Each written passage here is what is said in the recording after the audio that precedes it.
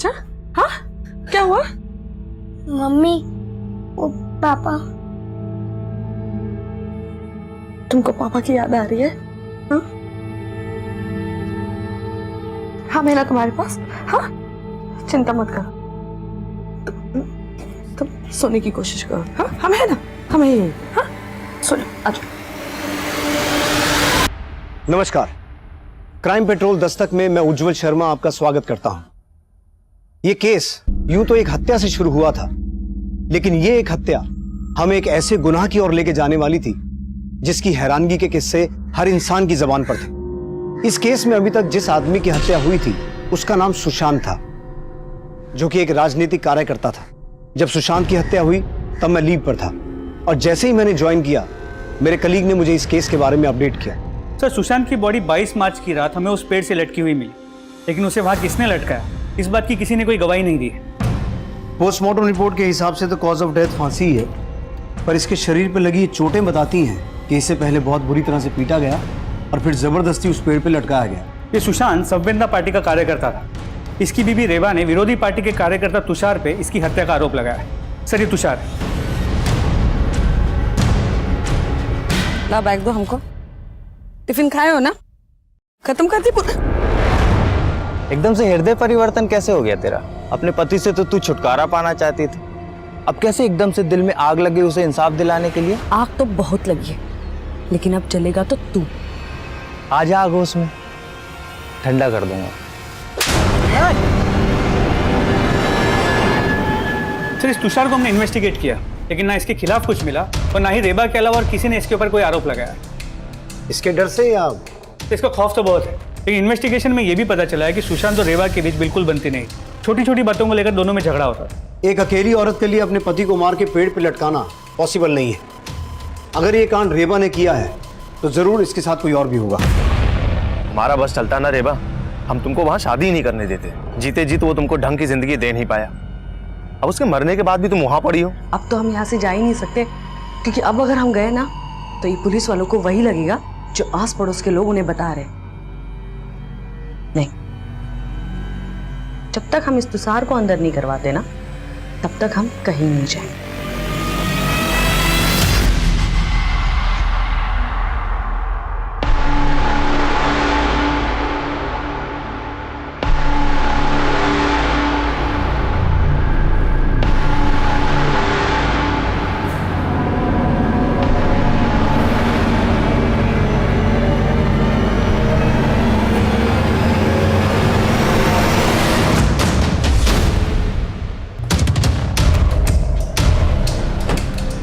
हमें आपसे कुछ बात करनी है। ये क्या, आप अपने बेटे को घर में लॉक करके जा रही थी? हाँ, तो हम क्या करें? हमको डर है कि वो तुषार हमारे बेटे को मार देगा। आप तो हाथ पे हाथ रखे बैठे हैं, उसे अभी तक अंदर नहीं किए। आपके सिर्फ कह देने से किसी को आरोपी साबित नहीं कर सकते हैं। हाँ, तो किसी के ये कहने से कि हमारे पति के साथ लड़ाई होता था, इससे हम पे भी आरोप साबित नहीं होता। अरे वाह, आप तो बिना बोले ही हमारे यहाँ आने का कारण समझ गई। वैसे हमें सिर्फ आपसे ही नहीं, आपके बेटे से भी बात करनी है। बोलो अबीर, जिस रात तुमने अपने पापा को आखिरी बार देखा था, यहाँ क्या हुआ था?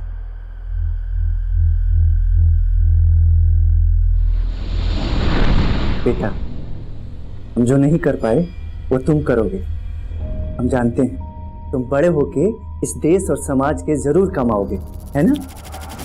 आप अपनी शिक्षा मत दीजिए इसे। आपने तो अपनों के लिए कभी कुछ किया नहीं और बातें समाज और देश की करते रहते हैं।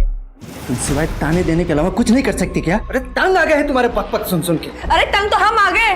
अरे एक फूटी कौड़ी कमाते नहीं आप, बस बैठे रहते और खाते रहते हैं। फिर क्या हुआ? उसके बाद क्या हुआ हम आपको बताते हैं। हमने हमारे पति को मार के लटका दिया। यही बुलवाना चाहते थे ना आप हमारे बेटे से? तो आप जो कह रही हैं वैसे ही हुआ था? किसी के बोले को तो आप सबूत मानते हैं नहीं। अगर मानते होते तो अब तक उस तुषार को अंदर कर दिए होते। अब पता नहीं वो इंसान हमारे साथ और हमारे बेटे के साथ क्या क्या करेगा। लेकिन आप तो ताकतवरों को बचाएंगे और हम मजबूरों को सताएंगे। ये औरत अपने आंसू दिखा के कोई राज छुपा रही है। इसकी कुंडली निकालो। सर,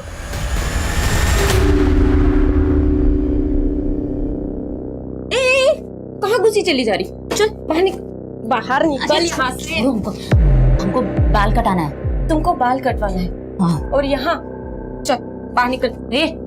हमको का भिखारी समझ के रखी हो? हमको पता है तुम ना ये ग्राहक लोग का बाल काटने के साथ साथ ना जेब भी काटते हो। और आज चल बाहर। रुको मैडम, ये देखो ये पैसे, ये लो।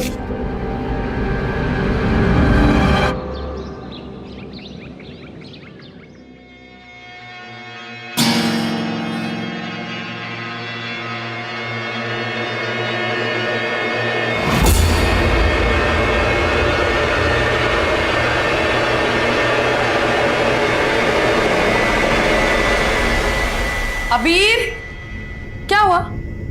क्या देख रहे हो? हाँ? कोई झांक रहा था यहाँ से। कोई झांक रहा था? कौन है? कोई भी तो नहीं है।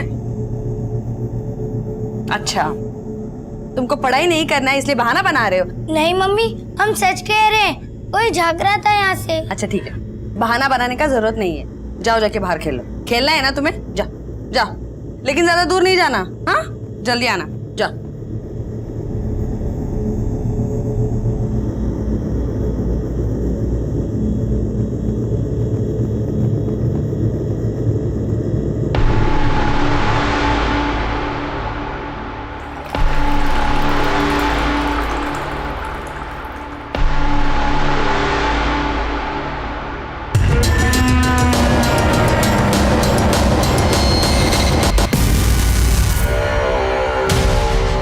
सब क्या है?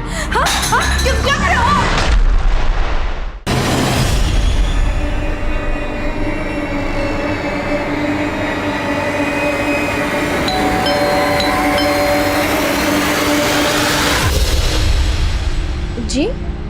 जी, मेरा नाम है समीर सिन्हा। मैं सत्यम मार्केटिंग से।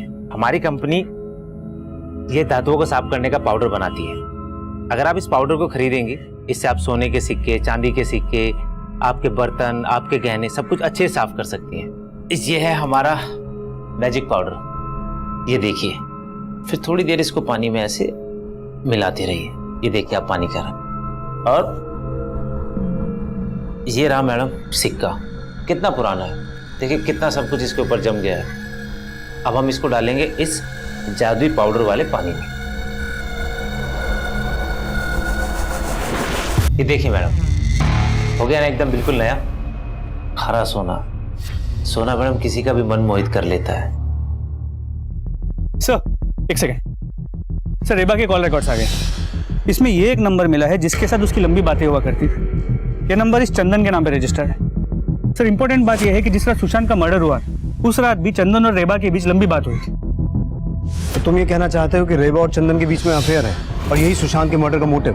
तो पॉसिबिलिटी सर रेबा के पड़ोस से फोन आया था, रेबा का मर्डर हो गया सर। व्हाट?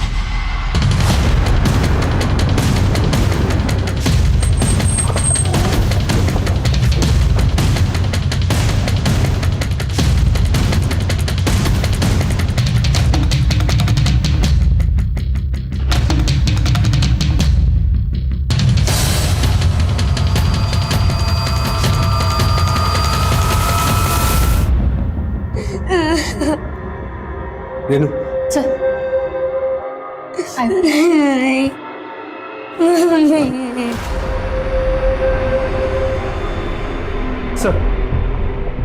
हत्या के साथ साथ लगता है घर में लूटपाट भी हुआ है। अनुज, हम रेबा पे शक करके कोई गलती तो नहीं कर रहे थे। हो सकता है तुषार ने रेबा को और उसने जानबूझकर इस हत्या को लूट की शक्ल दी हो। सर अबीर कह रहा उसने किलर को देखा है। बेटा तुम डरो मत, बताओ कौन था वो? उसने तुम्हारे सामने तुम्हारी मम्मी को मारा? नहीं अंकल, मैं बाहर खेलने गया था और जब वापस आ रहा था तो मैंने एक अंकल को घर से बाहर निकलते हुए देखा था। अच्छा हुआ तू आ गया। मालूम है तेरे माँ पे भूत आ गया था। भूत? हाँ, लेकिन डरने की बात नहीं है, मैं उनका भूत उतार दिया। जाके देख ले। सुन, लेकिन उनको परेशान मत करना। माँ,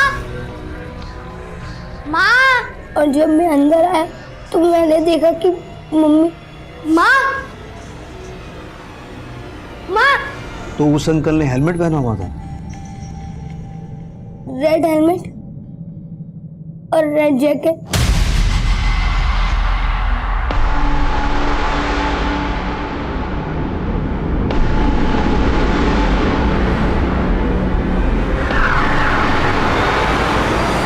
बेटा तुमने उसका चेहरा नहीं देखा, पर तुम्हें कुछ आइडिया तो लगा होगा ना कि वो कौन हो सकता है। क्या ये था वो आदमी, तुषार? आइंदा अगर हमारे प्रत्याशी की छवि बिगाड़ने की कोशिश की ना तो बेटा जान से मार देंगे, समझे? ये अंकल भी गंदे, इन्होंने भी पापा को। तो क्या इसी ने तुम्हारी मम्मी को, मेरा मतलब है हेलमेट में यही था? पता नहीं। बेटा हमें पता चला है कि तुम्हारी मम्मी इन अंकल को भी जानती थी। ये तो चंदन मामा है।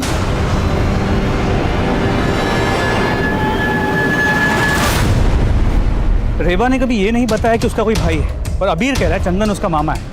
अगर ये चंदन रेबा का भाई है तो रेबा के पति के मौत के दौरान यहाँ दिखाई क्यों नहीं दिया? इस चंदन को भी समझते हैं, लेकिन अबीर भी अभी यही गवाही दे रहा है कि तुषार ने सुशांतों को जान से मारने की धमकी दी थी। हो सकता है आज रेड हेलमेट और रेड जैकेट में तुषार ही रेबा को मार के गया हो। और रेबा ने भी हमें कहा था कि उसको तुषार से अपनी जान का खतरा है। आप अपने बेटे को घर में लॉक करके जा रही थी? हाँ तो हम क्या करें? हमको डर है कि वो तुषार हमारे बेटे को मार देगा। तुषार और उसके दोस्तों को राउंड अप कर। सर,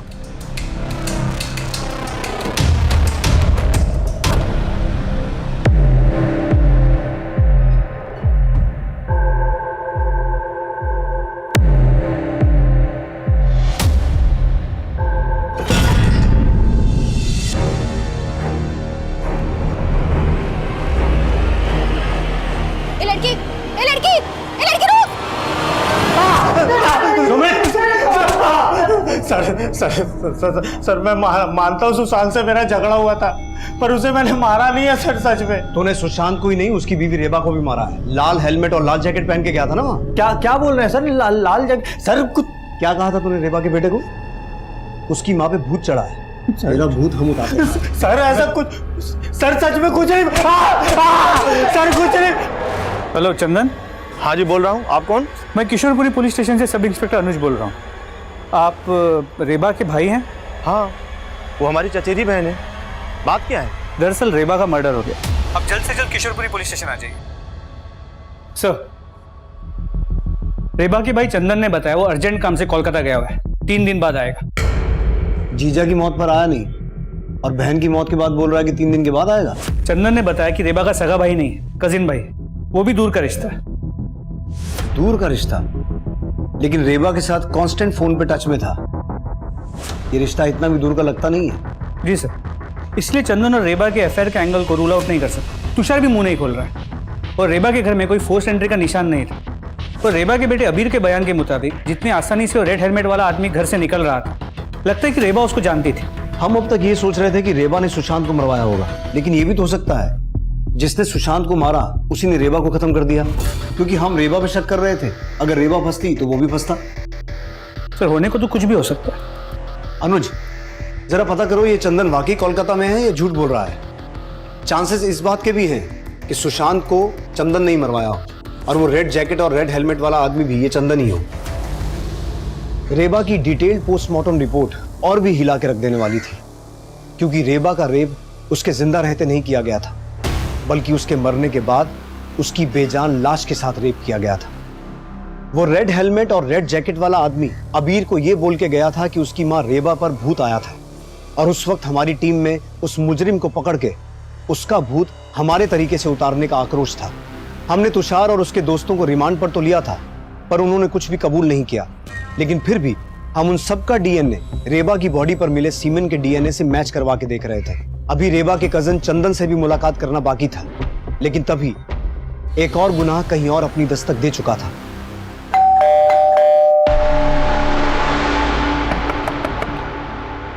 अपर्णा,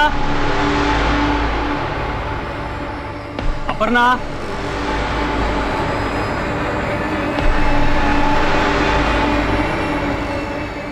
अपर्णा, अपर्णा, अपर्णा।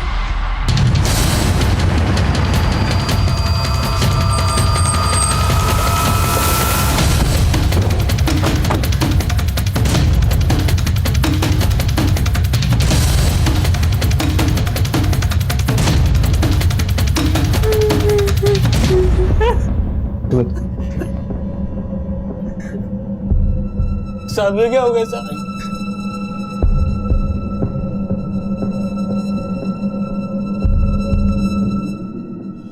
इसके गले पर भी चेन के वैसे ही मार्क्स हैं जैसे रेबा के गले पे थे। तो हो सकता है इसे भी रेबा की तरह चेन से गला घोट के मारा गया है। तो दोनों को मारने का मोडस ऑपरेंडी सेम है। रेबा के साथ रेप हुआ था, पर इसकी हालत देख के लगता है कि शायद इसके साथ भी रेप हुआ है। कहीं ऐसा तो नहीं कि इस औरत का रेबा और सुशांत के साथ कोई कनेक्शन है? नहीं साहब, हम ना ही किसी रेबा को जानते हैं ना ही सुशांत को, और हमें नहीं लगता कि अपर्णा भी इन लोग को जानती होगी। तो फिर तुम्हारी पत्नी को इस तरह से कौन मार सकता है? हमको कुछ समझ में नहीं आ रहा है साहब। यहाँ पास में एक फैक्ट्री है साहब, वहाँ पे हम काम करते हैं। रोजाना की तरह आज दोपहर को खाना खाने घर आए थे, दरवाज़ा खटखटाया तो अपर्णा ने अंदर से दरवाज़ा खोला नहीं। फिर हमने डुप्लीकेट चाबी से दरवाज़ा खोला और देखा तो अपर्णा। घर से कुछ सामान वगैरह भी चोरी हुआ है? नहीं सर, घर में ज़्यादा कुछ नहीं है, क्योंकि कुछ दिनों पहले अपर्णा एक ठगी का शिकार हो गई थी। कैसी ठगी का शिकार हुई? साहब कुछ दिनों पहले एक आदमी ने अपर्णा पे टुटका करके सारे गहने ले लिए थे। अपर्णा ने हमको बताया था कि उस आदमी ने इस तरह से उसे वशीभूत कर लिया था कि उसने खुद अपने सारे गहने उस आदमी को दे दिए थे, और जब अपर्णा को होश आया तो वो आदमी गायब था साहब। तुम्हारे घर में इतना कुछ हो गया, तुमने पुलिस में शिकायत नहीं की? साहब इस बारे में अपर्णा ने हमें बहुत लेट बताया था। वो डर गई थी अगर ये बात हमें पता चल गई तो हम उस पर नाराज हो जाएंगे, लेकिन एक दिन हमें गहने मिले नहीं तो उसने सब कुछ बता दिया। तो कौन हो सकता है जिसने वो सब किया? तुम्हें किस पे शक है? हमको नहीं मालूम साहब, लेकिन अपर्णा ने हमें बताया था कि वो किसी मार्केटिंग कंपनी का सेल्समैन बन के आया था, लेकिन उस कंपनी का नाम अपर्णा याद नहीं रख पाई।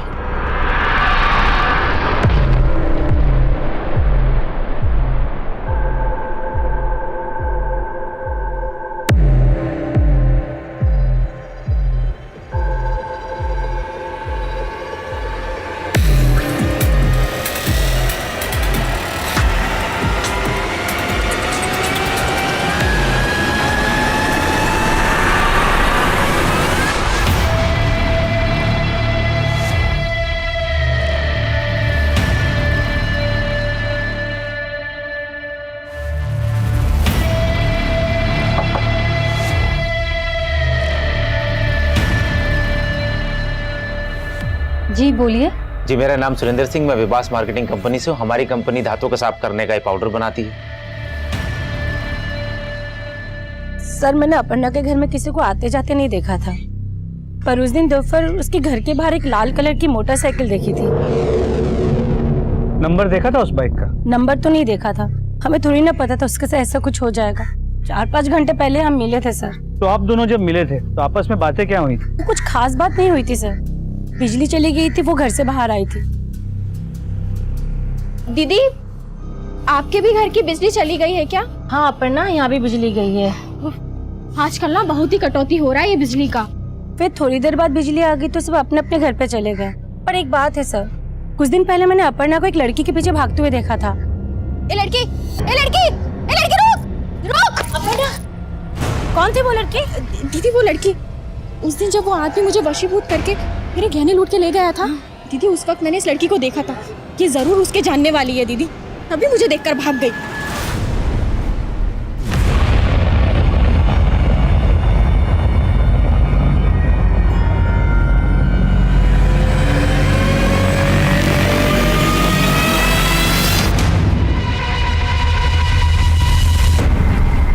सर अपर्णा के पड़ोसन ने बताया कि जिस लड़की का पीछे अपर्णा कर रही थी, हो सकता है वो उस आदमी से जुड़ी हो जिसने उसे वशीभूत करके उसके सारे गहने लूट लिए। और उसने ये भी बताया कि उसने अपर्णा के घर के बाहर एक लाल बाइक देखी थी। और अबीर ने हमें बताया था कि जो आदमी उनके घर से बाहर निकल रहा था उसने लाल रंग का हेलमेट और लाल जैकेट पहनी हुई थी, और उसने अबीर से कहा था, अच्छा हुआ तू आ गया, मालूम है तेरे माँ पे भूत आ गया था। ये अपर्णा का वशीभूत होना, रेबा में भूत आने की बात बोलना, ये चक्कर क्या हो सकता है? सर रेबा और अपर्णा के रेप और मर्डर केसेस में मोडस ऑपरेंडी सेम है। आई स्ट्रांगली फील कि किलर एक ही है। शायद जो लाल रंग की बाइक रखता है और लाल हेलमेट और लाल जैकेट पहनता है। रुक जा लड़की, रुक।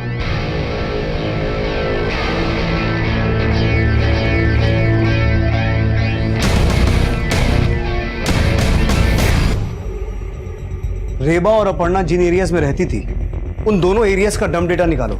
हो सकता है कोई कॉमन नंबर सामने आए।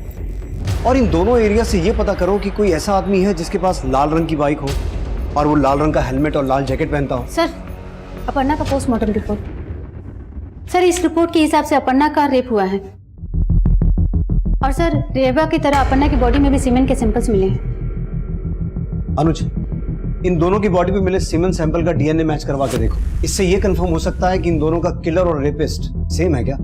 लेकिन सर इन दोनों केसेस में एक बात कॉमन है, अपर्णा की बॉडी से इनर गारमेंट मिसिंग था और रेबा के केस में भी सेम था। कहने जेवर तो समझ में आता है, लेकिन कोई रेपिस्ट इनर गारमेंट्स लेकर क्यों जाए? सर मुझे तो लगता है ये रेपिस्ट कोई साइको है, कोई सीरियल किलर। लेकिन हमें ये नहीं भूलना चाहिए कि रेबा के मर्डर से पहले उसके पति सुशांत का मर्डर हुआ था और अपर्णा के रेप और मर्डर से पहले उसके घर से जेवर गहने लूटे गए थे।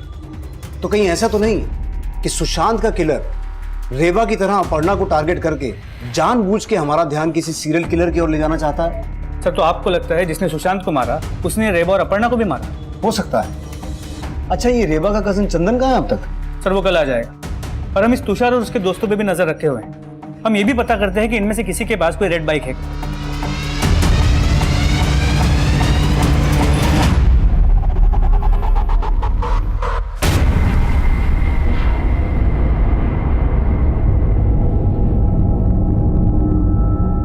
ये सच है कि रेबा और सुशांत जीजा जी में बनती नहीं थी, लेकिन अब क्या फायदा?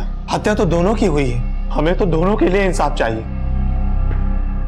अगर आपको इंसाफ की इतनी चिंता है तो जब उनकी मौत हुई आप आए क्यों नहीं? सर हम उस समय कोलकाता में थे। सुशांत की जब हत्या हुई तब कहाँ थे आप? रांची गए हुए थे, काम के सिलसिले में आते जाते रहते हैं।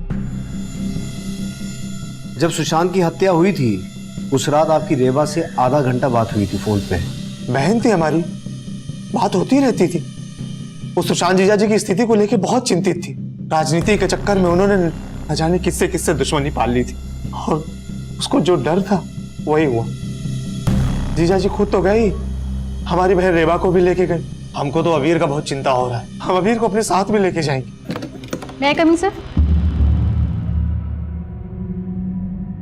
अबीर बेटा, बेटा घबरा मत, मामा आ गए। हम तुझे अपने साथ लेके जाएंगे। हमको आपके साथ नहीं जाना। बेटा ये क्या बोल रहा है? एक मिनट, अबीर आपको अपने मामा के साथ नहीं जाना? क्यों बेटा? तुमसे कितनी बार कहा है छोड़ो यहाँ पे, चलो हमारे साथ। ए, तू हमारे बीबी को लेकर जाएगा? चल निकल निकल यहाँ से। अरे चल निकल। अरे क्या कर रहे हैं और आप? आइंदा यहाँ आए ना तो हमसे बुरा कोई नहीं होगा। अरे अच्छा नहीं होगा ये। चल भाग। अच्छा तो अब नहीं होगा कुछ, बस देखते जाओ बुरा क्या होता है। हमको मामा के साथ नहीं जाना है। बेटा वो रुकिए रुकिए, अबीर बेटा जरा आराम से सोच के बताओ, उस दिन तुमने जिस आदमी को लाल हेलमेट में देखा था वो यही थे क्या? सर ये आप क्या बोल रहे हैं? माना कि हमारा उस दिन थोड़ा अनबन हुआ था, पर अबीर तुम अच्छे से सोच के बताओ, ये वही आदमी है?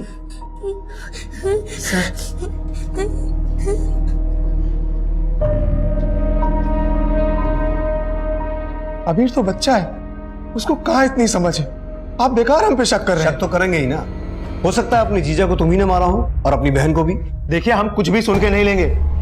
अबीर को ले जाने दीजिए हमें, नहीं तो हम कोर्ट जाएंगे। पहले अस्पताल जाओ, इसका डीएनए लो और क्राइम सीन पे मिले डीएनए से मैच करवा के देखो। अब आप कुछ ज्यादा ही बोल रहे हैं। एक भाई के ऊपर आप उसकी बहन के रेप का आरोप लगा रहे हैं। हमने तो ऐसा कुछ भी नहीं कहा, हम तो सिर्फ डीएनए मैच करवाने की बात कर रहे हैं। हम सब समझ रहे हैं आप क्या कह रहे हैं। हमारी पहुंच बहुत ऊपर तक है, बहुत भारी पड़ेगा आप लोगों को। हम बता रहे हैं, वर्दी उतरा लेंगे। सुशांत की हत्या के बाद हम दो ऐसे रेप और मर्डर केसेस से डील कर रहे थे जिसे मीडिया लगातार कवर कर रहा था। कुछ अखबार वालों ने तो उस रेपिस्ट, उस किलर को एक ऐसा नाम दे दिया था जिसकी वजह से वो उस इलाके में चेन किलर के नाम से फेमस हो गया था। मीडिया हम पर भी लगातार दबाव बना रहा था, लेकिन वो रेपिस्ट चेन किलर कौन था ये पता लगाने में हमें अभी और मशक्कत करनी थी। सर, इन्वेस्टिगेशन में ये कुछ ऐसे केसेस सामने आए जहां औरतों को हिप्नोटाइज करके उनके गहने और जेवर लूटे गए। इन केसेस में औरतों के मर्डर भी हुए हैं? नहीं सर, ये सभी औरतें जिंदा हैं और इनमें से कुछ ने पुलिस में केस भी फाइल किए और ये स्केचेस भी बनवाए। सभी स्केचेस में आदमी अलग लगता है, लेकिन ध्यान से देखिए तो ये एक ही आदमी है। तो हो सकता है ये एक ही आदमी हर जगह अपना भेष बदल के जाता हो। सर, एक और इंटरेस्टिंग बात सामने आई है। जिन जिन घरों को इसने टारगेट किया है उनके बाहर ये टैटू छपा हुआ मिला है।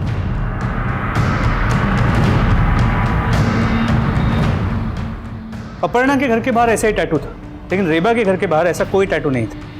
मैंने इन स्केचेस को अबीर को दिखवाया, लेकिन उसने इनमें से किसी को भी आइडेंटिफाई नहीं किया। इन स्केचेस को मैंने रेबा के घर के आसपास के लोगों को भी दिखवाया, लेकिन ऐसे आदमी को वहां देखे जाने की कोई खबर सामने नहीं आई। और ऐसा भी कुछ सामने नहीं आया ना कि रेबा को कभी पास्ट में इस तरह से हिप्नोटाइज करके चीट किया गया हो? नहीं सर। लेकिन अपर्णा को इसी तरीके से चीट किया गया, और अपर्णा के रेप और मर्डर का मोडस ऑपरेंडी रेबा से मैच करता है। और स्ट्रेंज बात यह है कि वो रेपिस्ट किलर दोनों औरतों के अंडरगारमेंट्स अपने साथ ले जाता है। तो समझ में ये नहीं आ रहा कि ये हिप्नोटाइज करके लूटने वाला ही रेपिस्ट है या रेपिस्ट कोई और है। हो सकता है ये वही आदमी हो जिसकी हमें तलाश है, और हो ये भी सकता है कि ये उस रेपिस्ट को जानता हो। एक काम करो, अपने एरिया के लोगों को अलर्ट करो कि वो इस तरह के अपराधी से होशियार रहें, और इन सभी केसेस को अच्छे से स्टडी करो। आई एम श्योर तुम्हें ऐसे केसेस भी मिलेंगे जहां औरतों के साथ रेप और मर्डर हुआ है और उनके अंडरगारमेंट्स भी गायब है। उस लड़की के बारे में कुछ पता चला जिसके पीछे अपर्णा को भागते हुए देखा गया था? नहीं सर, जो लड़की अपर्णा को देख के भागी थी उसके बारे में कोई इन्फॉर्मेशन नहीं मिली है।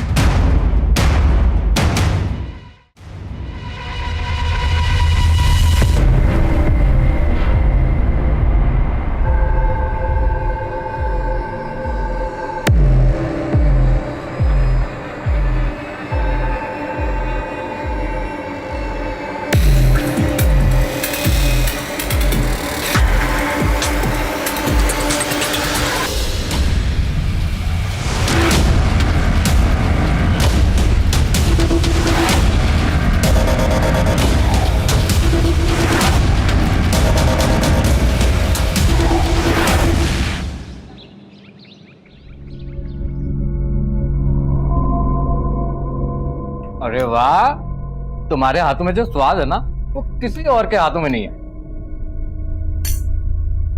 अरे क्या हो गया, रुक क्यों गई? अरे चोटी क्यों काट रही हो? तारीफ कर रहे हैं हम तुम्हारी। अच्छा, अरे हमारी जिंदगी में कोई और है नहीं, वो तो हम सिर्फ उदाहरण के लिए बोल रहे थे। तुम्हारे हाथों जैसा स्वाद किसी और के हाथों में नहीं है, लेकिन वो कोई और है नहीं। अब खिलाओ में।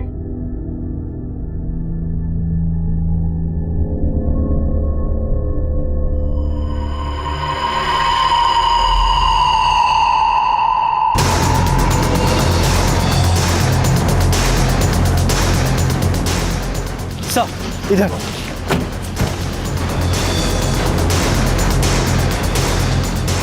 पीछे आइए, पीछे आइए आप। इसके सर पे भी वार किया गया है, लेकिन इसके गले पे भी चेन के वैसे ही मार्क्स हैं जैसे अपर्णा और रेबा के गले पे थे। सर, कहीं इसके साथ भी रेप? रेनू, जरा चेक करो इसके इनर गारमेंट्स हैं या नहीं।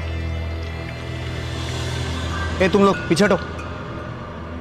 सर, इसके इनर गारमेंट है। सर, कहीं इस बार इनर गारमेंट्स को छोड़कर ये किधर हमें कंफ्यूज करने की कोशिश तो नहीं कर रहा? लेकिन अनुज, मुझे ऐसा लगता है कि इस लड़की का मर्डर यहाँ नहीं हुआ है, इसे मारा कहीं और गया है, बॉडी को यहाँ डंप किया गया है। सर, इस लड़की के बैग से ये आईडी मिली है, इसका नाम पारुल बनर्जी है। अनुज, इसकी फैमिली से कांटेक्ट करो। सर। और रेनू, बॉडी को कवर करो, बारिश की वजह से एविडेंस मिट सकता है।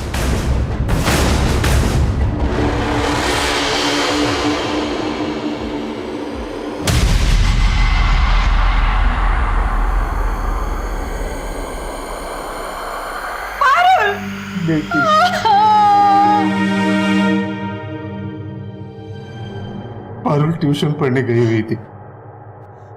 घर नहीं लौटी तो वहां फोन किया था, वहां से बोला कि आज वो वहां पर भी नहीं पहुंची थी। पारुल की बॉडी मिलने से पहले हमें अपर्णा और रेवा नाम की 2 औरतों की लाशें मिली थी। ये हैं वो दोनों। आप जानते हैं इन्हें? नहीं सर, हम इन्हें नहीं जानते। शायद आप जानती हो, आपने कभी पारुल को इनके साथ देखा हो? नहीं सर।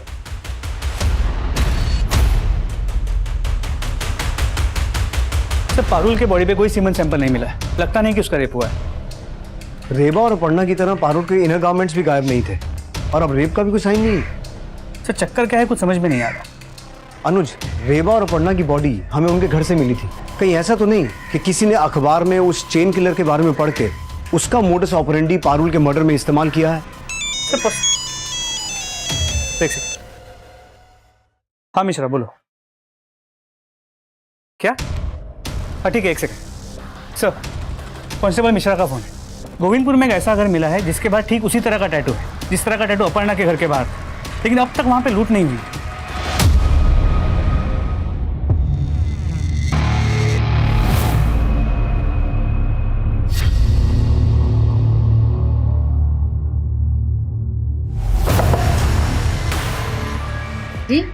जी मेरा नाम विक्रांत गुप्ता, घुमंतक मार्केटिंग से।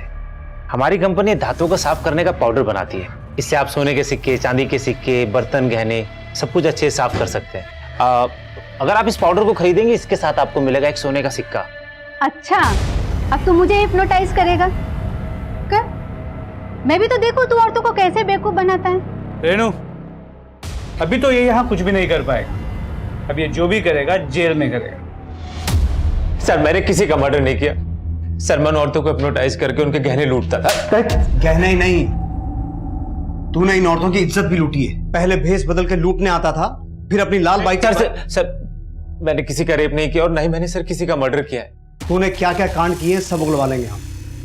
पहले ये बता, उन औरतों के घर के बाहर जो टैटू लगे थे उसकी क्या कहानी है? सर वो मैंने एक लड़की लगाती थी। कौन लड़की?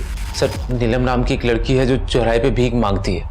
वो मेरे लिए टारगेट सेट करती थी और उसे मैं इस काम के पैसे देता था, और मुझे बताती थी कि किन घरों में पैसे वाली औरतें हैं जिनके पास गहने और जेवर हैं, और उन घरों के बाहर जाके सर वो टैटू लगा देती थी। और साफ फिर मैं उनके घर सेल्समैन बन के जाता था।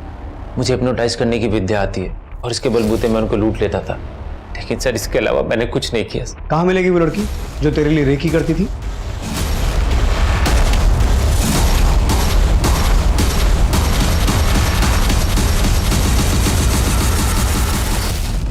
बोल। साहब मैं तो सिर्फ पैसे के लिए उसके साथ काम करती थी, बाकी उसके बाद वो औरतों के साथ क्या करता था मुझे नहीं मालूम, कसम से नहीं मालूम? नहीं। रेनू याद दिलाओ इसे। सर वेस्ट बंगाल के इन 2 केसेस के बारे में पता चला है जहां घर में घुस के औरतों को चेन से गला घोट के मारा गया है और मारने के बाद उनके साथ रेप किया गया और अंडरगारमेंट्स भी चोरी किए गए। मतलब ये दोनों केसेस रेवा और अपर्णा के केसेस से मैच होते हैं? जी सर, और इन दोनों केसेस में भी रेपिस्ट और किलर को अब तक पकड़ा नहीं गया, लेकिन इन दोनों केसेस से हमारे काम का कोई भी क्लू नहीं मिला है। और हमारे राडार में भी इन सस्पेक्ट्स के अलावा और कोई अभी तक आया नहीं। तो वो रेपिस्ट इनमें से कोई है या फिर कोई और है?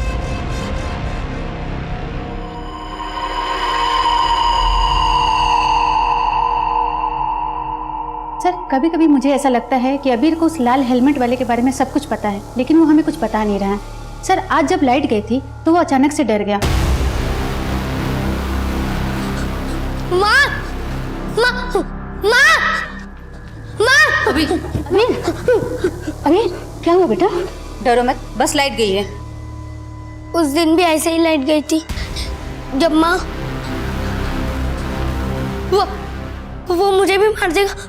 और ये कह रहा था कि उस दिन भी लाइट गई थी जिस दिन उसकी माँ का मर्डर हुआ था, और अबीर को ऐसा लगता है कि उसको भी कोई मार देगा। 1 मिनट, क्या कहा तुमने? जिस दिन रेबा का मर्डर हुआ था उनके घर की लाइट गई थी? जी सर। ऐसा तो अपर्णा के केस में भी हुआ था। जी सर, लेकिन इस लाइट के जाने का किलर के साथ क्या कनेक्शन हो सकता है अनुज कि लाइट का जाना किलर के प्लान का हिस्सा हो। एक काम करो, बिजली विभाग से पता करो जिन जिन डेट्स पे रेवा और अपर्णा के मर्डर्स हुए थे उस दिन बिजली किस रीजन से काटी गई थी। सर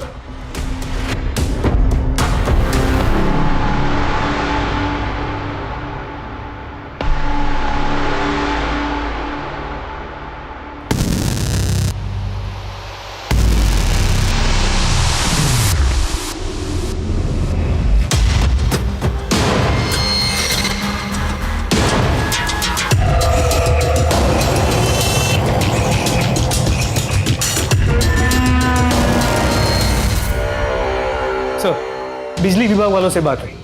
जिस दिन पे रेबा और अपर्णा का मर्डर हुआ उन्होंने कहा उस दिन उस एरिया में उन्होंने बिजली काटी ही नहीं थी। तो फिर बिजली गई क्यों और अपने आप आ भी गई?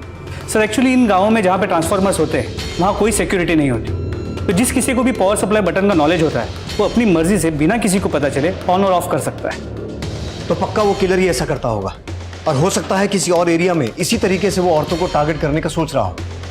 अनुज, सभी एरियाज में अपनी टीम्स को अलर्ट करो। उन्हें कहो कहीं भी सडन इलेक्ट्रिसिटी फेलियर की न्यूज आए तो वो समझ जाए किलर वहीं कहीं है।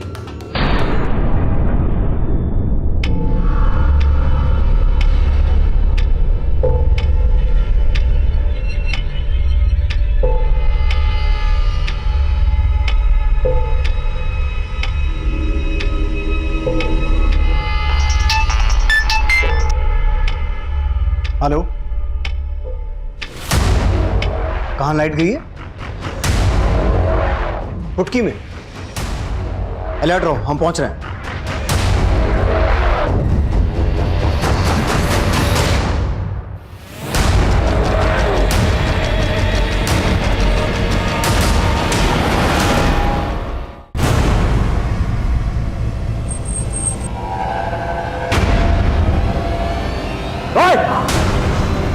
अनुज,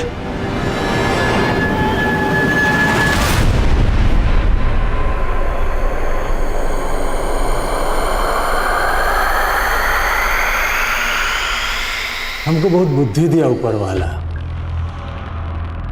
पर इस खोपड़ी में क्या गड़बड़ है साला?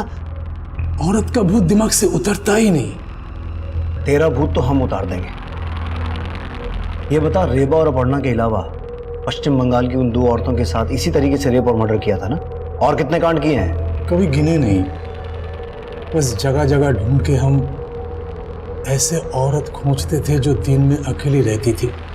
उस एरिया का ट्रांसफार्मर खोज के बिजली गुल कर देते थे, फिर सब लोग बाहर आ जाते थे। फिर हम देखते थे कि किस घर से कोई अकेली औरत या लड़की बाहर आती है। हम समझ जाते थे कि वही हमारा टारगेट है। मैडम, हम बिजली विभाग से हैं। थोड़ी देर पहले आपके एरिया में जो लोड शेडिंग हुआ था ना, ओवरलोड की वजह से हुआ। इसकी वजह से आपके घर की पॉइंट्स चेक करना है। ठीक है, आइए।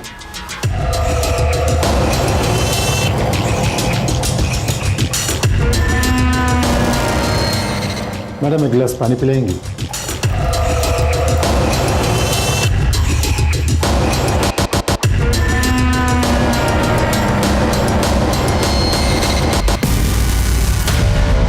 ये सब क्या है? हाँ हाँ, क्या? फिर उसके साथ उनकी लाश के साथ रेप करता था तू। क्या करे साहब, मजा आता था। पर पारुल तो तेरी बेटी थी ना? मैं उसको रेप नहीं किया साहब। तो मारा क्यों उसको? आप इतने गंदे पापा, हमको शर्म आती है कि आप हमारे पापा हैं। अब हम चुप नहीं रहेंगे, हम पुलिस को सब बता देंगे। अरे बेटा, जाओ, रोको इसको। पारुल,